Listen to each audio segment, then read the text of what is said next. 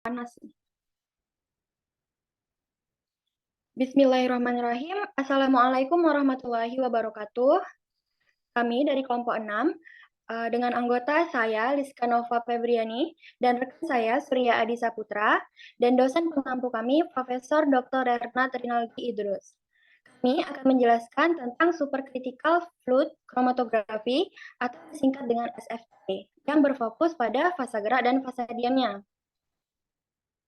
Oke. Next. Oke, apa itu SFC? Next. Nah, supercritical fluid chromatography atau SFC adalah teknik kromatografi yang merupakan pengembangan dari kromatografi kolom, namun menggunakan fluida superkritis sebagai fasa geraknya. Pada dasarnya, supercritical fluid chromatography ini merupakan hibrida atau persilangan atau mix dari teknik antara GC dan HPLC yang menggabungkan beberapa fitur terbaik dari masing-masingnya. Karena pada SFC, kolom yang digunakan adalah yang mirip dengan HPLC, dan fase gerak yang digunakan adalah gas, namun diberi tekanan dan temperatur sehingga sampai pada keadaan tertentu, yaitu keadaan superkritisnya. Kromatografi fluida superkritis ini sangat penting karena memungkinkan pemisahan dan penentuan ke kelompok senyawa yang tidak mudah ditangani oleh kromatografi gas atau cair atau kromatografi lainnya. Next. Nah, berikut ini adalah gambar. Bisa dilihat pada gambar ini adalah diagram fasa dari fasa cair, padat, gas, dan fluida superkritis. Nah, bisa dilihat ada daerah ujung sebelah kanan. Pada daerah itu batas antara bagian cair dan gas menghilang sehingga fasa yang terbentuk adalah bukan gas dan cair, tetapi fasa fluida superkritis.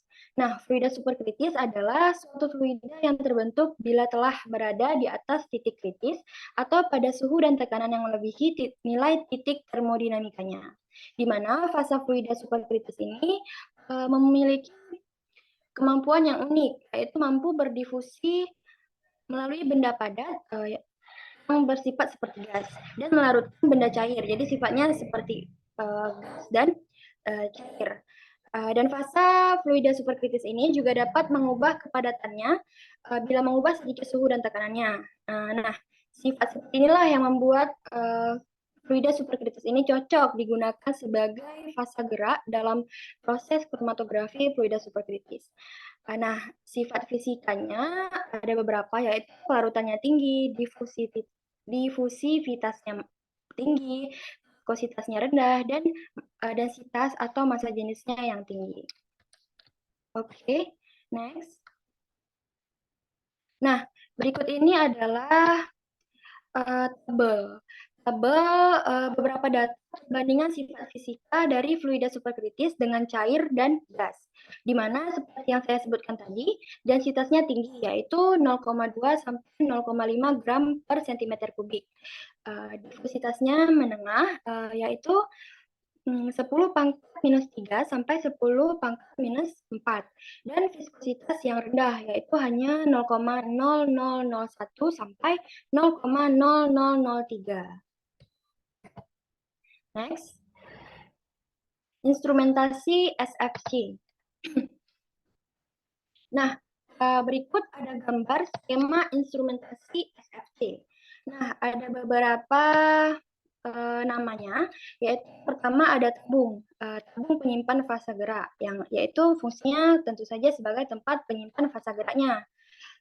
Ada nomor 2 itu ada pompa, fungsinya untuk memompa fasa gerak masuk ke sistem kromatografi. Dan yang ketiga itu ada unit pengontrol tekanan, fungsinya untuk mengontrol tekanan yang dipakai pada saat analisis. Selanjutnya ada penyaring, yaitu filter yang biasanya digunakan untuk menyaring fasa gerak dari zat pengotornya. Namun biasanya fasa gerak itu tingkat kemurniannya tinggi. Namun siapa tahu, jadi tetap dibutuhkan filter ini untuk menyaring dari zat pengotornya. Nah, ada manometer yang merupakan alat yang juga sebagai alat ukur jumlah tekanan fluidanya. Selanjutnya ada katup on-off, yaitu yaitu sekat yang bisa diubah untuk on dan off-nya, hidup dan matikannya, atau bisa disebut katup jalan fase gerak masuk ke dalam kolom. Selanjutnya ada katup injeksi, yaitu katup untuk menginjeksi sampel masuk ke dalam kolom dengan memakai siring atau semacam jarum suntik bentuknya. Selanjutnya ada kolom. Kolom ini merupakan fase diam dari SFC. Nah, bisa dilihat kolom pada gambar di slide ditunjukkan pada nomor 8, di mana seperti yang kita ketahui, bentuknya itu mirip dengan kolom yang digunakan di HPLC, yaitu ukurannya pendek dan kecil, seperti penggaris, kurang lebih 30 cm, seperti itu. Namun biasanya lebih panjang dari HPLC. Selanjutnya, restriktor adalah alat pengontrol aliran pada kromatografi. Dan ada detektor untuk mendeteksi analit yang terelusi keluar dari kolom. Jadi dia menangkap analit yang keluar dari kolom. Nah, selanjutnya ada komputer yang digunakan untuk membuat program atau memprogramkan hasil analisis analit yang ditangkap oleh detektor yang nantinya akan menghasilkan output berupa kromatogram yang ditunjukkan pada nomor 12. Next. Fasa gerak dari SFC. Nah, seperti yang disebutkan dari awal presentasi tadi, fasa gerak dari SFC ini adalah fluida superkritis, yang umumnya merupakan senyawa nonpolar. Contohnya seperti karbon dioksida, nitrogen, amonia, etana, propana, tetrahidrofuran, diklorodifluorometana, dan diethil ether. Nah, syarat dari fluidanya atau fasa geraknya yaitu harus inert dan dalam keadaan superkritis. Harus inert artinya tidak mudah bereaksi karena fasa gerak kan fungsinya untuk membantu analit jalan atau bergerak di kolom. Namun jika dia mudah bereaksi, maka fungsinya sudah tidak bisa sebagai fasa gerak karena ikut bereaksi. Dan dalam keadaan superkritis artinya sudah mencapai titik superkritisnya yang sudah diberi tekanan dan suhu tertentu. Nah, fasa gerak fluida superkritis yang populer dan sering digunakan adalah karbon dioksida. Kenapa? Karena karbon dioksida merupakan pelarut yang sangat baik untuk molekul organik dan dapat mentransmisikan sinar ultraviolet. Tidak toksik atau beracun dan tidak berbau. Mudah diperoleh dan murah. Tentu saja mudah diperoleh karena di alam saja dia bersirkulasi kan, dan murah karena dia bisa dipakai berulang. Jadi tidak perlu memakai biaya yang mahal dan ramah lingkungan karena dipakai berulang, jadinya tidak ada limbah yang dihasilkan dari proses analisis ini karena bisa dipakai berulang seperti itu. Dan selanjutnya, next. Ini ada sifat fisika. Ini adalah tabel dan sifat fisika pada beberapa fluida superkritis yang digunakan sebagai fasa gerak di SFC. Di mana ada karbon dioksida, nitrogen, NH3, dan N-butana. Ada berbagai sifat fisikanya yaitu suhu kritis, ada tekanan kritis, ada densitas kritis, ada densitas pada tekanan 400 atm gram per mililiter. Biasanya digunakan adalah CO2 karena paling optimal. Sekian presentasi dari saya. Penjelasan selanjutnya akan disampaikan oleh rekan saya, Bang Surya Desaputra. Kepada Bang Surya, kami persilakan. Oke, terima kasih kepada Liska. Nah, di sini saya akan melanjutkan bagian fase diam pada kromatografi fluida superkritis. Lanjut. Nah, di sini ada ketentuan atau syarat fase diam SFC yang harus kita ketahui. Yang pertama ada kelarutan pada sampel harus memadai. Nah, artinya jika kelarutannya memadai, maka sampel tersebut akan mudah dipisahkan dalam kolom. Yang kedua, stabil pada saat pemanasan. Artinya ketika dikenai suhu yang tinggi, sampel tidak akan rusak. atau sampel dapat terpisah. Selanjutnya, eh, yang ketiga ada komponen sampel yang dianalisis harus mempunyai koefisien partisi yang berbeda-beda sehingga nantinya sampel bisa dipisahkan berdasarkan sifat dari senyawa masing-masing. Selanjutnya, nah di sini ada jenis kolom dari SFC. Nah, kolom di sini ada dua yang sering dipakai yaitu kolom kemas dan kolom kapiler. Nah, dari dua kolom ini nanti akan muncul perbedaan. Nah, di sini perbedaan antara kolom kemas dan kapiler dapat kita lihat dari beberapa parameter. Yang pertama itu untuk tabung.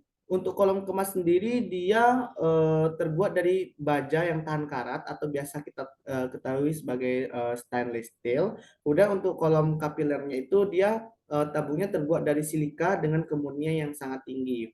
Kemudian ada juga untuk parameter panjang. Untuk kolom kemas itu panjangnya 1 sampai 5 meter. Kemudian untuk kolom kapiler itu 5 sampai 60 meter. Kemudian dapat kita lihat juga parameter-parameter yang lain sehingga nantinya dari beberapa parameter ini kita dapat membandingkan perbedaan mana kolom yang lebih baik untuk digunakan dalam proses pemisahan. Nah, kalau di sini dapat kita lihat bahwa kolom kapiler itu memiliki keunggulan yang lebih dibandingkan kolom kemas. Misalkan kita lihat dari segi resolusinya. Di situ kolom kapiler lebih tinggi dibandingkan dengan resolusi pada kolom kemas. Nah, selanjutnya ada kelebihan dan kekurangan dari SFC. Nah, keunggulan FSC dibandingkan dengan HPLC. Nah, di sini yang pertama itu ada cairan superkritis memiliki viskositas rendah. Nah, karena cairan superkritisnya itu viskositasnya rendah, maka analisisnya akan lebih cepat dibandingkan dengan HPLC, yaitu 5 hingga 10 kali lebih cepat. Kemudian penurunan tekanan yang lebih sedikit melintasi kolom. Yang selanjutnya penggunaan kolom tubular terbuka dapat dilakukan. Nah, yang kedua ada panjang kolom dapat mencapai 10 hingga 20. Sedangkan tadi di perbandingannya kalau dia kolom untuk FSC itu untuk kapilernya untuk kolom kapilernya itu bisa mencapai 60 meter. Kemudian dapat digunakan dengan berbagai detektor yang sensitif. Kemudian resolving power mencapai 5 kali daripada HPLC. Artinya daya penyelesaian atau kemampuan dalam menyelesaikan pemisahan itu SFC lebih cepat 5 kali dibandingkan dengan HPLC. Nah, selanjutnya keunggulan SFC dibandingkan dengan gizi. Yang pertama itu dapat FSC ini dapat menganalisis zat terlarut non volatil, polar atau adsorptif tanpa derivatisasi. Artinya di sini tidak ada proses pengubahan sifat-sifat dari suatu senyawa, yaitu misalkan senyawa yang cair atau liquid itu diubah menjadi senyawa yang mudah menguap seperti itu. Nah, kemudian yang kedua dapat menganalisis senyawa yang labil secara termal. Artinya labil di sini kan pasangannya inert ya. Berarti kalau labil di sini senyawanya itu dia lebih mudah bereaksi gitu secara termal. Berarti dengan adanya kenaikan suhu. Kemudian yang ketiga dapat menganalisis zat terlarut dengan berat molekul yang lebih tinggi. Artinya senyawa-senyawa yang memiliki berat molekul yang lebih tinggi itu dapat dianalisis menggunakan SFC. Nah, untuk selanjutnya ada kelemahan meskipun tadi memiliki keunggulan-keunggulan dari metode HPLC dan GC, namun SFC ini juga memiliki kelemahan. Yang pertama itu merupakan instrumen baru sehingga belum banyak diterapkan atau dengan kata lain instrumen ini mahal gitu. Yang kedua tidak mampu dalam mengelusi senyawa ionik moderat atau senyawa yang sangat polar, yaitu dapat diatasi dengan menambahkan fluida lain seperti modifir. Nah, selanjutnya untuk aplikasi dari SFC sendiri itu di sini dapat kita lihat sampelnya. Jadi SFC ini dapat menganalisis berbagai sampel, misalkan seperti kolesterol dari golongan kolesterol ya. Di sini ada kolesterol oktanoat, kemudian ada desilat, laurat, miristat, palmiat, dan stearat. Eh, Kemudian, nah di sini ada aplikasi lain, misalkan digunakan sebagai analisis lipid menggunakan SFC. Nah, di sini juga terdapat bentuk kromatogram yang dihasilkan dari analisis atau proses pemisahan menggunakan SFC. Nah, mungkin hanya ini yang bisa saya sampaikan. Saya kembalikan ke moderator. Terima kasih Bang Surya. Baik, sekian presentasi kelompok kami. Jika ada yang kurang jelas dan ingin ditanyakan, kami persilakan untuk menanyakannya di kolom komentar. Baik, sekian. Mohon maaf atas segala kekurangan. Kami tutup dan akhiri. Wabillahi taufiq wal hidayah. Assalamualaikum warahmatullahi wabarakatuh.